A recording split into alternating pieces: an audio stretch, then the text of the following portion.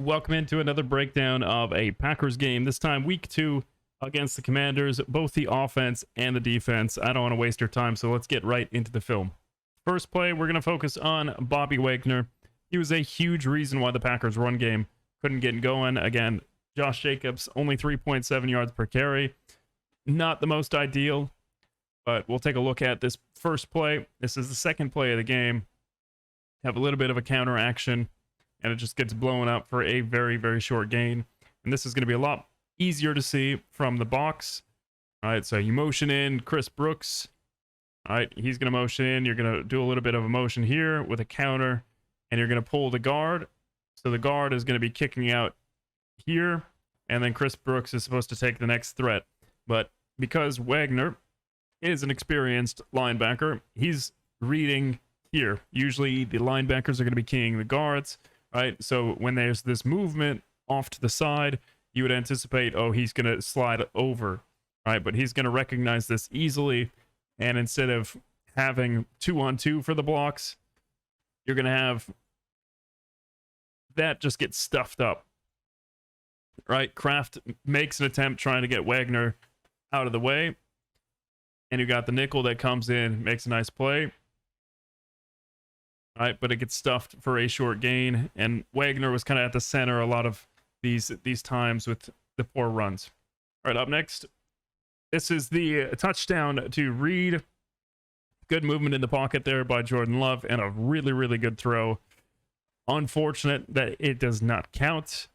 All right, we'll look at it from the box angle, and you can see this is one of the big things from this game is that we were missing Zach Tom, right? So you've got Belton in a spot where he normally wouldn't be in. We obviously have Morgan in for Banks. Right? He's got a little bit more playing experience, but you're going to get a stunt, right? And there's going to be a lack of communication, which is going to lead to this pressure, right? So you've got Belton, who's not expecting, he's not got his eyes, right? He's focused on the outside rusher, so he's not even paying attention. He's just got his arm feeling, but by the time he realizes he's there, he's just going to grab. All right, so he grabs, gets too high, holding call. Unfortunately, that touchdown is coming back because that is a beautiful pass by Jordan Love. All right, but we'll go back to the concept of just a nice route here by Jaden Reed as well. So you're going to see a rotation into essentially a cover one. All right, you've got a one high.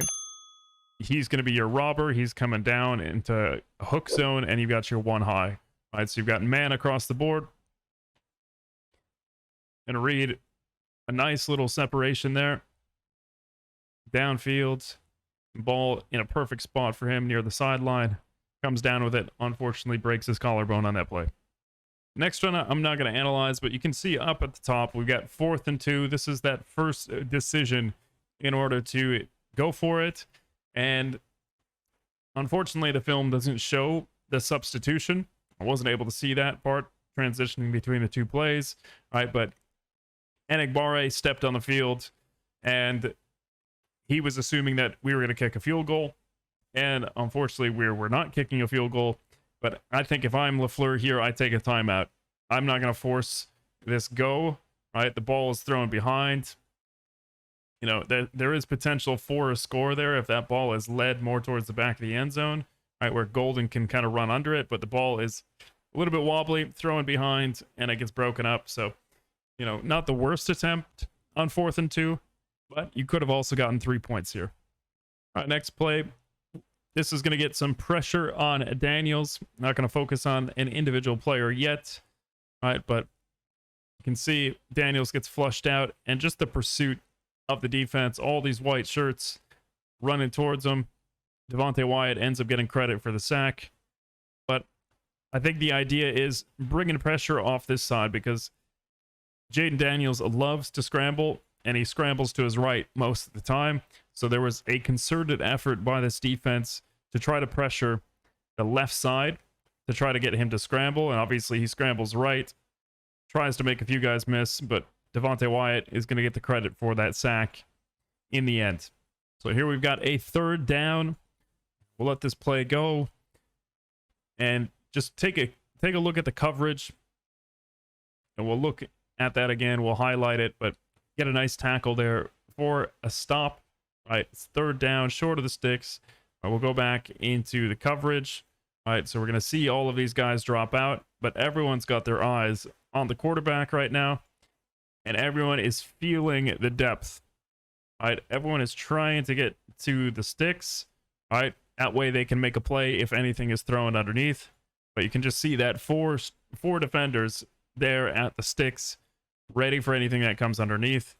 The route concepts are not really deep enough in order to beat this, right? If this guy breaks off to the corner, he probably has a chance to make a play. But of course, it's going to get checked down to Eckler, and they're going to make a nice play to stop him. Here we've got a big start to a very, very long drive. This, we've got a C-gap insert, play action, getting Kraft in the flat, making it very easy for the offense. All right, so the anticipation is that they're going to run the ball, and we've seen this from the Packers. They motion the receiver out. He gets into the C-gap, and he's going to block. Usually we do this in a duo concept, but usually in the goal line, the red zone area, you're going to try to get some space. All right, so that's the anticipation here. So they see this motion. He's going to move down. Right, he's going to anticipate that it's a run, so he's going to shoot the gap, and obviously he's not going to be responsible for Kraft here out in the flat. So it's going to be an easy gain for the Packers. Right, he comes down, boom, whiffs there. So now we've got nobody who's responsible for Kraft because someone's got to take this deep receiver. He's just wide open in the flat. Gets some yards after catch, keeps trucking. And that was the start of a good night for Mr. Kraft. All right, up next we got switch verts. Again, a big play to Kraft. All right, clean pocket. And no one's with Kraft, and we get good run after the catch.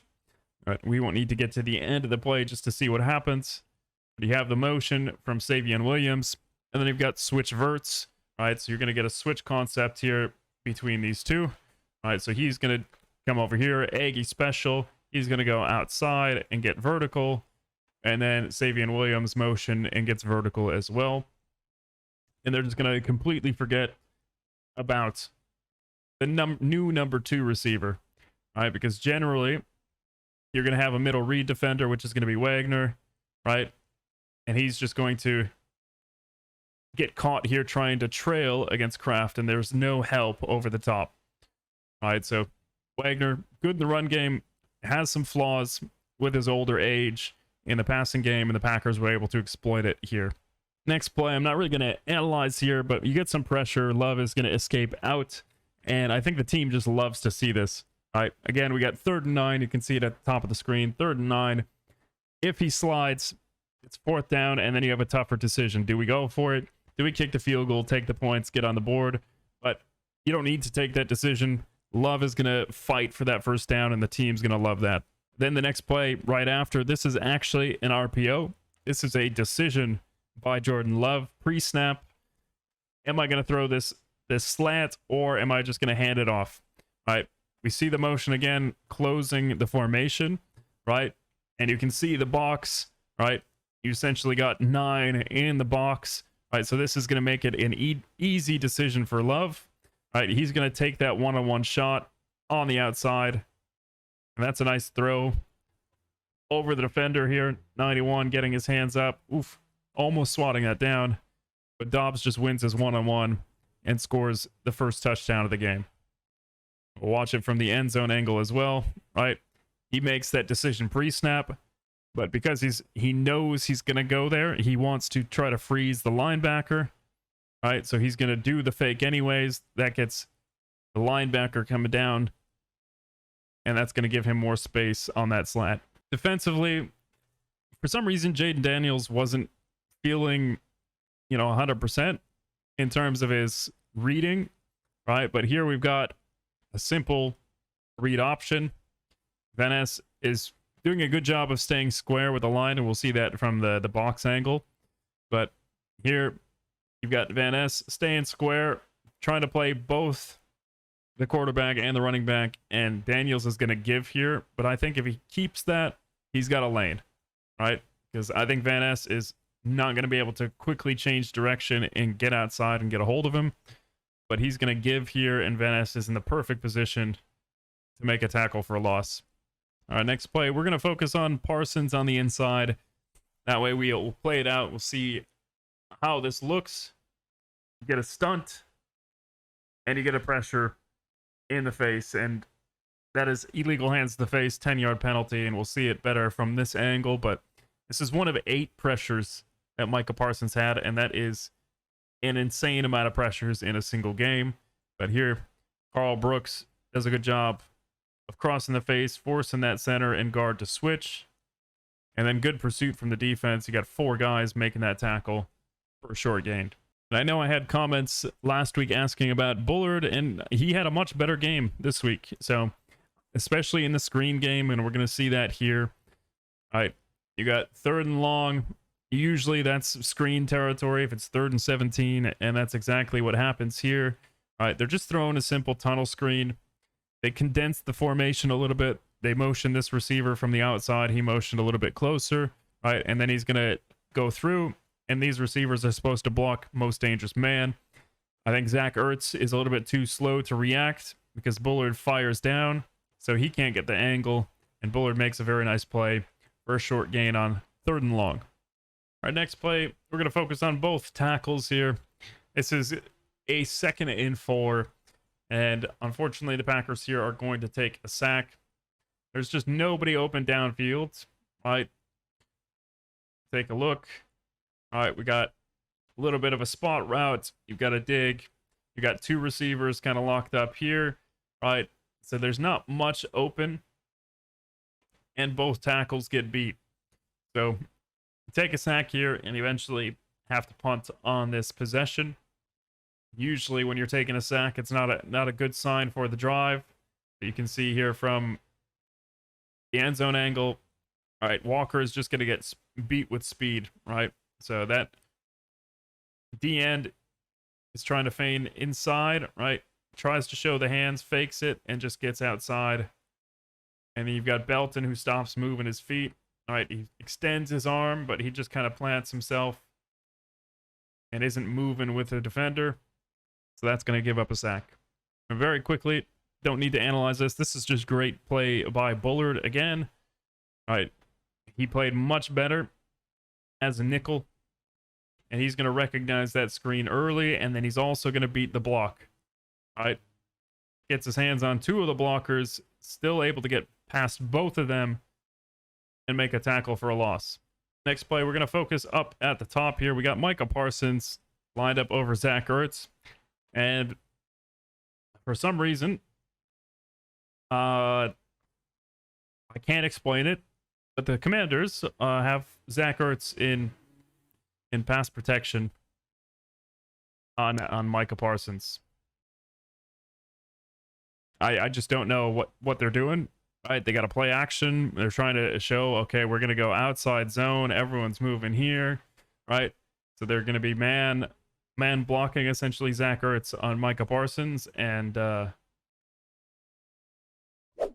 don't think it worked. It just didn't work. We got 1 yard on the play. Next play, we're only going to show the end zone angle, but I'm going to focus on Devontae Wyatt. He's just getting better and better with each week, each year, right? Here he's going to work inside and give a nice spin. And then also, he kept doing this all night, right? Getting those hands up, trying to bat the ball down, trying to dive under the center's legs and intercept the ball. So he was very active with his hands, but this is a great pass rush move, right? Works inside, it gives him the counter on a 2nd and 9. Excellent play by Wyatt. This play, we're going to focus on Nixon. First thing that we'll focus on, obviously, he had a very good game. Wasn't too impressive last week, but this week he was better. But this one, I have to say, this should be a penalty 10 out of 10 times. You're only allowed to contact the receiver 5 yards downfield, right? After that, it is illegal contact, and he is holding on to him. So this should have been an automatic first down. But luckily, the refs aren't able to see it, so they don't call a flag. And I will say that this is a good punch out by Nixon here at the end, but it should have been a penalty before it even got to that point. We'll see it from the end zone angle as well. But good clean pocket for Daniels. Nice throw. But Nixon gets in there, punches it out. But of course, before that break, there was a glaringly obviously hold. All right, next play, we've got Golden is going to be the target. We've got a play action, and I really liked LaFleur's aggressiveness in this game. He wanted to attack vertically. And here we got another long drive, and we're trying to start it with a deep shot, and unfortunately, it is just overthrown. All right, we'll see it from this angle. Fake the play action. You got the safeties trying to keep up with Golden. All right, and that is just slightly overthrown. 6 inches. All right. And unfortunately, it is a little bit too long. What could have been a big play to open up this possession, potentially even a 92-yard touchdown, it falls incomplete. All right, here we'll focus on Malik Heath at the top. We'll just let this play out. And that's Love throwing under pressure. That is a really good catch by Malik Heath. And I just want to go back to the route. I think Malik could definitely clean this up a little bit. All right. He is meant to try to get outside, restack him, and hold that red line, which is kind of halfway in between the numbers. But he gets pushed out a little bit, and he has to try to fight back. All right. So he's pushed further and further to the sideline, so he's really fighting back. Eventually, he gets on top of the DB, and he's trying to get back into that red line, which he does. That allows him to fade, and that is just a perfect ball by Love. And obviously, next-gen stats, they were talking about this being the third least probable catch, according to their analytics, since 2018. So, really nice job there by Malik Heath. And of course, once we see the end zone angle, a very good job by Jordan Love. He's got pressure bearing down on him. He's about to take a shot. And Malik Heath doing a very good job of recognizing where the sideline is, going limp, toe tapping. A nice 37-yard gain for the Packers. Next play, we'll focus on Jordan Morgan. This is in the run game. We try another counter, and it doesn't go too well. You've just got Jordan Morgan getting beat on the inside. So again, if it's not Bobby Wagner making plays, recognizing what's going on, you've got some guys that are just missing their assignments. All right, Morgan gets beat a little bit. Kind of gets off balance here, pushed a little bit. Lunges and just gets brushed down by 99. And that's going to end up stopping the play for a no gain. Next play, just kind of focus on Jenkins here. Even though the guy that gets in his face swims around him, he's going to make a nice second effort, which is all you need, right? In order to make sure that he doesn't make a play in the backfield. Ryan, again, could have been another hold. Probably a hold there. He's basically tackling him from behind, so that's 2 weeks in a row that Sean Ryan is holding on the goal line, and it's not called. So hopefully, he doesn't continue that trend, because I think the refs are going to start calling that in the future. But Josh Jacobs, 10th touchdown, or 10th consecutive game with a touchdown in the regular season. So his streak remains alive. We also got to see the first action of Hobbs. All right, here he is lined up in the slot. This is a third down, a 3rd and 5, and they're going to run somewhat of a shock concept. All right, you're going to have a slot fade. And Hobbs does a good enough job here. He keeps his hands on him, maintains distance, and the ball gets overthrown. Right, a little bit of hand fighting throughout the route. Nothing that really hindered McLaurin from getting to this ball. The ball is really too far away for him to make a play on it, so the refs aren't going to call anything. But, Hobbs coming back from that knee injury, trying to match up with Terry McLaurin in the slot. That's not a bad rep. All right, next play.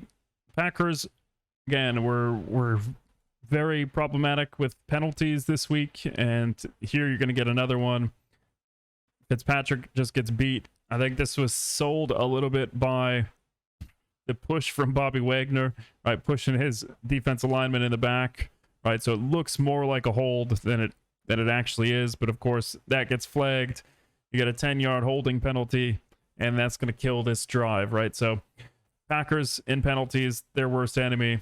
Looks a little bit worse on this angle. Right, you can see the jersey getting stretched. So of course that's going to get called. I like Jordan Morgan here at the end. Right, he's finding some extra work against one of their nickel backs. Right, making sure that he's paying for trying to get in the run game. Right, gets him a nice push there. But of course that's coming back, kills the drive. And Packers definitely could have had more points in this game if they didn't shoot themselves in the foot. All right, next play. Focusing on the top of the screen right there. Gonna get some motion. I'm gonna try to speed it up. Got lots of adjustments, trying to make sure things are all right. But here you get some pressure. And this is just an insane move by Parsons. Right, sets him up outside, but the quickness to work inside ends up getting a hold and gets there for a half sack with Edgerrin Cooper. We'll see it from the end zone angle, and this is just insane. All right, lines up a little bit wider on the outside.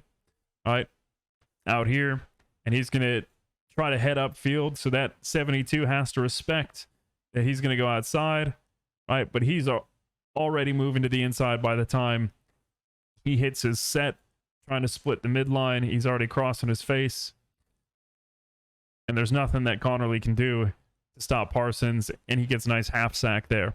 Here we're going to see another example of some of the protection issues that the Packers had without Aaron Banks and Zach Tom. All right, this is just simple communication, and this is Jordan Morgan who's going to mess up on this one. But again, you got a 3rd down, 3rd and 8. Got to try to convert to extend the drive, and you got 2 free rushers. All right, not going to fault Belton on this because this is really hard. All right. So you're going to get Kraft, who's going to chip on the outside. He's going to chip him. And usually when you chip, that's going to set the course of the rush further outside, which makes that angle for Belton very hard to judge where the player is going to be. Here you've got 2 linebackers, and you've got Morgan, and you've got the back that's going to be responsible for one of them. All right. If one goes inside, that should be Morgan's responsibility. And then the second one is going to be the back's responsibility. All right, so here we'll watch Morgan first. You got 2. He's going to go outside, but instead he should be prioritizing the inside here and letting the next defender go for Jacobs. So you can see Jacobs is expecting to pick up number 4. Instead, they both take it. Jacobs then has to try to switch to take Wagner, and it's way too late at that point, so Love just throws it away, and we get a punt instead. Here we've got another Nixon play. Now, we had 5 pass breakups in this game. This is going to be another one. There you've got a double move. So again, you could get some sort of illegal contact here because this is 10 yards downfield. So there is some hand fighting. Nixon doesn't really get his head around, so I could see how some would argue maybe could be a potential pass interference, but he does a good job of breaking up the pass.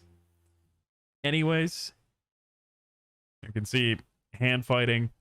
Both of them have their hands on each other. Refs are letting him play. He gets his hands off late, and Nixon able to split the receiver's hands. Gets his yellow glove there on the ball.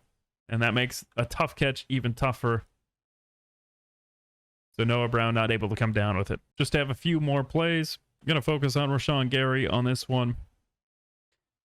And he's going to get chipped and just accelerate and get to the quarterback. All right, so obviously they're trying to slow down Gary here. All right, they use Ertz, they chip him. But look at the acceleration that he gets as soon as that chip happens. All right, so he's been chipped. So because of that chip to the inside, right, the offensive tackle's set is going to be a little bit shorter.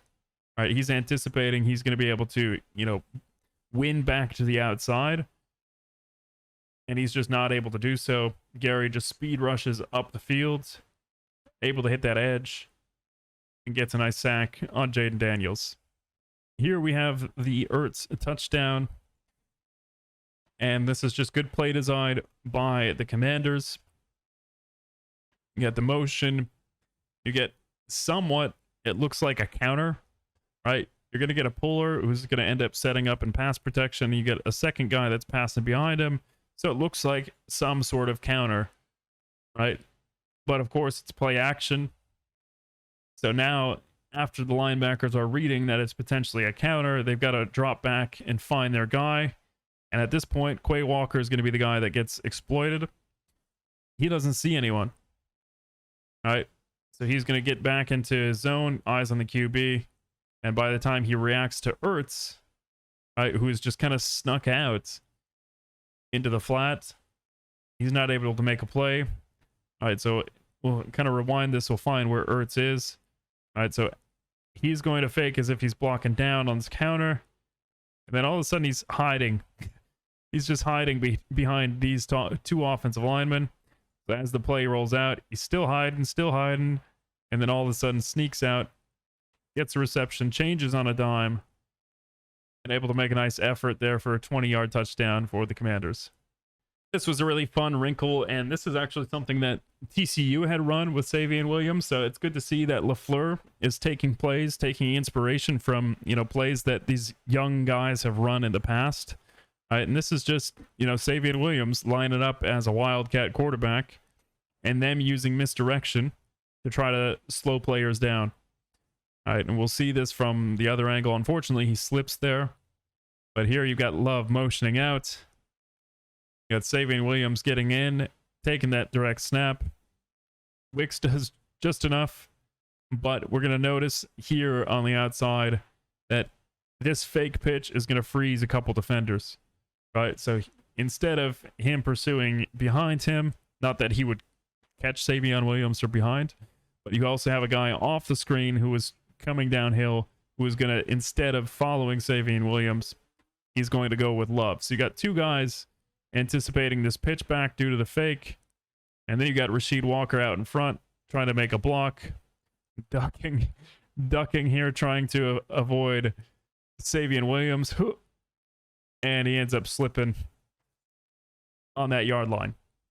And we just got two more plays that we're going to look at, and here we've got Tucker Kraft on his touchdown. Gives the Packers an extended lead, but here it's a good play fake and an easy throw there for a touchdown. So taking it back to the start here, we've got the play action and making the contact, really showing that you're running and then throwing them by. And then by that time, it is way too late for number 3 to make a play because he's got eyes in the backfield. He's watching for Jacobs, anticipating that that ball is going to go inside. Love pulls it out. And that's just an easy touchdown and a Lambeau leap for Tucker Kraft. All right, last play that I'm going to look at. This is obviously going empty here from the Commanders. It's going to end up being Debo's touchdown. But notice you've got 1, 2, 3, 4, 5 defenders lined in catch technique, man up with these receivers. All right, so you've got cover 0. All right, so you got 5 in coverage. You got 6 rushing the passer. You've only got 5 offensive linemen to block the 6 rushers, so someone's going to come free, and I'll keep your eyes on LVN, who's up here on the top of that screen. So here we go. I'm going to get a slide, and LVN is going to run free, and boom. Even though he's not going to get to the quarterback, he gets credited with a QB hit there. This was early on in the game. That's going to be wear and tear on the QB. But of course, we got Debo. He knows he's hot. He can see the coverage. He's been in the league for a long time. Runs a quick slant. Keeps it flat. All right. He's not going to drift upfield after he catches this, right? He's not going to keep going straight upfield. He's going to keep it flat. So that angle is going to be harder for the defender to make a tackle, right? And he's going to slip that, keep working, and get a touchdown in garbage time for the Commanders. All right, so that's going to do it for this video. Obviously, I'll let these plays go in the background, but this was another impressive performance for the Packers. And it wasn't even their best football, right? Still early, still week 2, but leaving 2-0 after playing, you know, 2 of the top playoff teams from last season, I don't think you could start the season any better than that, right? So obviously Jacobs, he went 23 carries for 84 yards and a touchdown, continued that streak. Love, 19 of 31, 292 yards, 2 touchdowns. All right, so this was a pretty good game offensively. They definitely could have been better, but defensively, again, they started super hot. They gave up another touchdown late, right? So it made the score even closer than it was.